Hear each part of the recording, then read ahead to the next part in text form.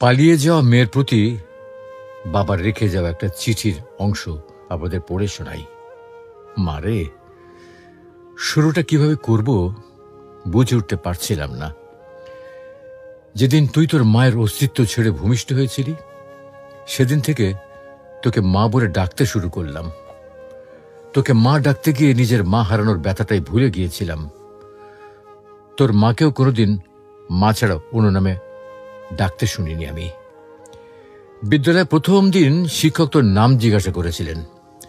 তোকে মা বলে ডাকতে ডাকতে তোর ডাক নামটাও ভুলে গিয়েছিলাম আমি।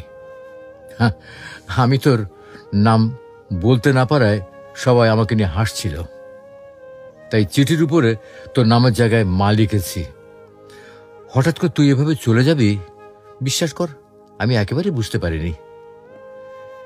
ছেলেটা যেদিন বাইরে ব্যাগ হাতে তোর জন্য অপেক্ষা করছিল, কখন তুই দরজা খুলে বাইর হয়ে আসবি, আমি তখন ভেতরে বসে স্রষ্টার কাছে প্রার্থনা করছিলাম আর কতটা ভালোবাসতে পারলে তুই আমাকে ছেড়ে চলে যাবি না। তুই ঘরে বসে ভাবছিলি আজ যেতে না পারলে ছেলেটার কাছে তুই ছোট হয়ে যাবি। আর আমি কি ভাবছিলাম জানিস? আমি ভাবছিলাম তুই চলে গেলে সমস্ত পিতৃ জাতির কাছে আমি কি করে মুখ দেখাবো। জানিস মা, তুই তোর 3 বছরের ভালোবাসা খুঁজে পেয়েছিস,